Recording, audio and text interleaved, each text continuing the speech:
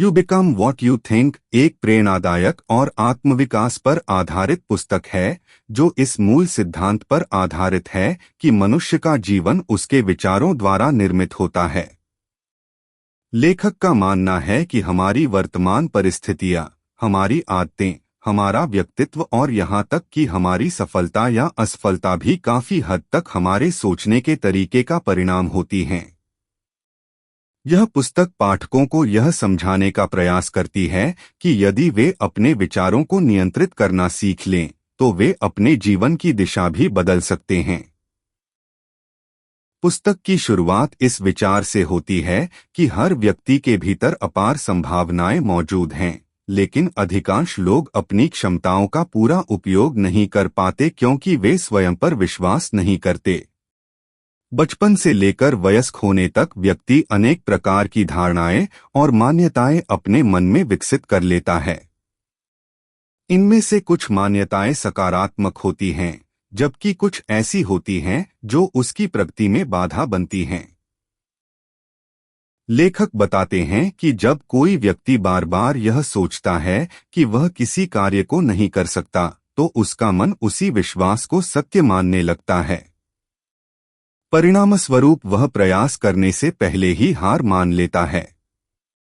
इसके विपरीत, यदि व्यक्ति यह विश्वास रखता है कि वह सीख सकता है, विकसित हो सकता है और चुनौतियों का सामना कर सकता है, तो उसका व्यवहार भी उसी दिशा में बदलने लगता है।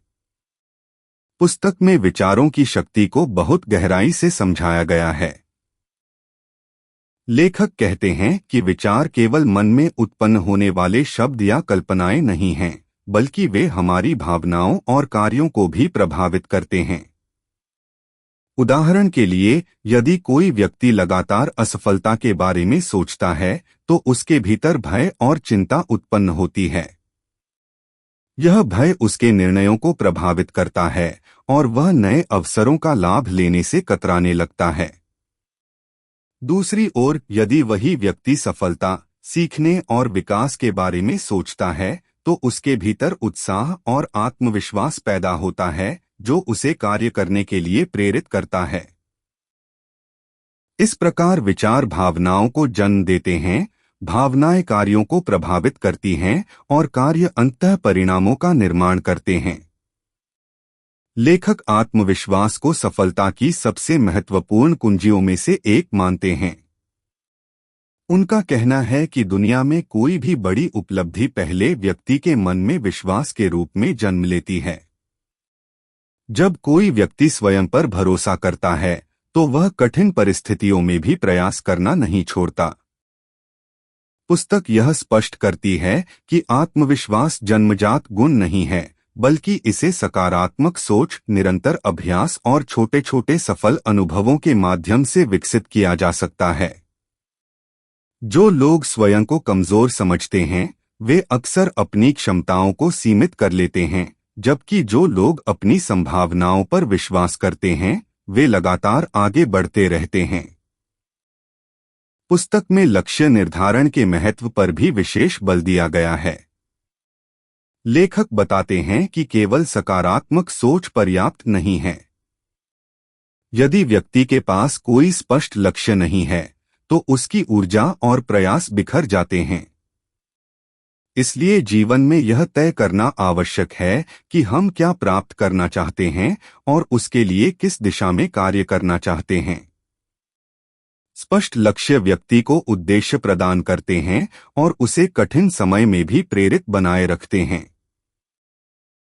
जब लक्ष्य स्पष्ट होते हैं, तब मन भी उसी दिशा में केंद्रित होता है और व्यक्ति अपने विचारों तथा कार्यों को बेहतर ढंग से नियंत्रित कर पाता है। एक अन्य महत्वपूर्ण विषय जो पुस्तक में बार बार सामने आता है, वह है आत्मजागरूकता। लेखक के अनुसार अधिकांश लोग अपने विचारों के प्रभाव को समझे बिना ही जीवन जीते रहते हैं। वे यह नहीं पहचान पाते कि कौन से विचार उन्हें आगे बढ़ा रहे हैं और कौन से पीछे खींच रहे हैं। आत्मजागरूकता का अर्थ है अपने मन के भीतर चल रही प्रक्रियाओं को समझना और अपने विचारों का निरीक्षण करना। जब व्यक्ति अपने विचारों को पहचानना शुरू करता है, तब वह नकारात्मक सोच को सकारात्मक और रचनात्मक सोच से बदल सकता है। यही परिवर्तन धीरे धीरे उसके जीवन में बड़े बदलावों का कारण बनता है।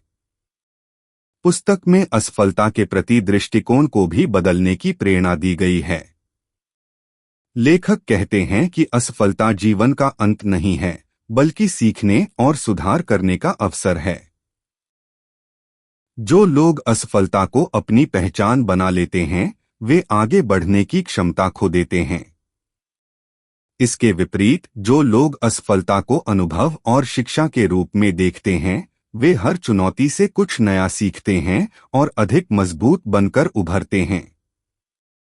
सफल व्यक्तियों और सामान्य लोगों के बीच सबसे बड़ा अंतर यही होता है कि सफल लोग असफलताओं से डरते नहीं, बल्कि उनसे सीखकर आगे बढ़ते हैं। लेखक कृतज्ञता और सकारात्मक दृष्टिकोण की भी चर्चा करते हैं। उनका मानना है कि जीवन में जो कुछ अच्छा है, उस पर ध्यान केंद्रित करने से मानसिक शांति और संतोष बढ़ता है।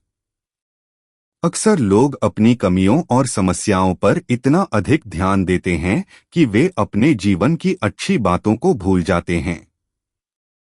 कृतज्ञता का अभ्यास व्यक्ति को वर्तमान क्षण का मूल्य समझने में मदद करता है और उसके भीतर सकारात्मक ऊर्जा का संचार करता है।